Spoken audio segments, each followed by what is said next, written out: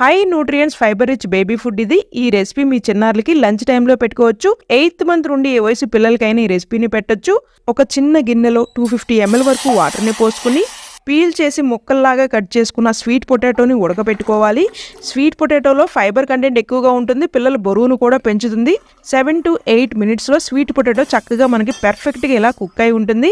వీటిని చల్లారనిచ్చి జార్లో వేసుకుని ప్యూరీ లాగా గ్రైండ్ చేసుకోవడానికి అవసరమైనంత నీళ్లను కూడా పోసుకుని గ్రైండ్ చేసుకుని పక్కన పెట్టుకుందాం. ఇప్పుడు ఒక బాండీలో 1 బౌల్ వరకు అటుకుల్ని వేసుకుని ద్వారగా వేపుకోవాలి.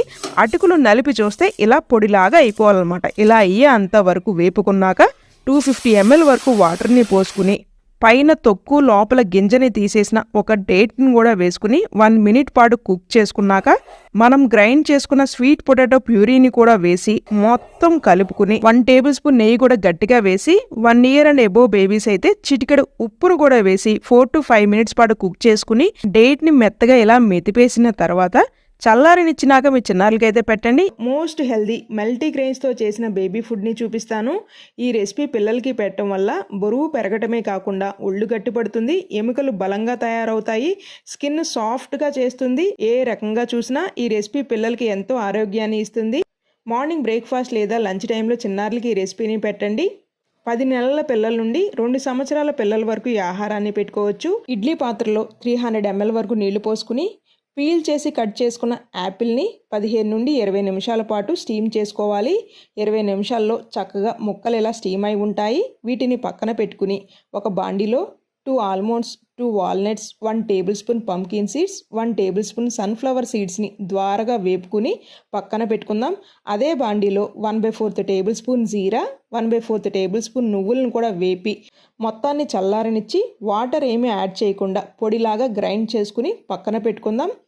గిన్నెలో 1 టేబుల్ స్పూన్ రాగి పిండి, 2 టేబుల్ స్పూన్స్ జొన్న పిండిని వేసి 350 ml వరకు నీళ్ళను పోసుకుని లమ్స్ ఏమీ లేకుండా మొత్తం కలుపుకుని లో ఫ్లేమ్లో 5 to 6 మినిట్స్ పాటు కుక్ చేసుకుని గ్రైండ్ చేసుకున్న నట్స్ పౌడర్ని వేసి మొత్తం కలిసేలా కలుపుకుని మరొక 2 నిమిషాల పాటు కుక్ చేసుకున్నాక 1/2 టేబుల్ స్పూన్ నెయ్యి కూడా వేసుకోండి.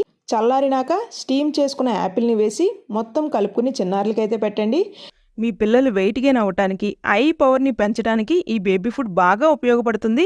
ఇది ప్రిపేర్ చేయడం కూడా చాలా సింపుల్. 8th మంత్ బేబీస్ దగ్గర నుండి 3 years లోపు పిల్లలకి ఈ రెసిపీని పెట్టొచ్చు. పిల్లల కోసం ఇలాంటి healthy and weight gain recipes ఇంకా మీకు కావాలి అంటే ఈ వీడియోని లైక్ చేయండి. పిల్లలకి సంబంధించిన వీడియోస్ మీరు ఏది మిస్ అవ్వకుండా ఉండాలి అంటే వెంటనే మన అమ్మ చిట్కాలు ఫ్యామిలీ మెంబర్ అయిపోండి. ఛానల్ని సబ్స్క్రైబ్ చేసుకుని ముందుగా మనం 2 ఆల్మండ్స్, 2 క్యాషు, 2 రైజన్స్, 3 డేట్స్ని 1 hour పాటు నానబెట్టుకుందాం.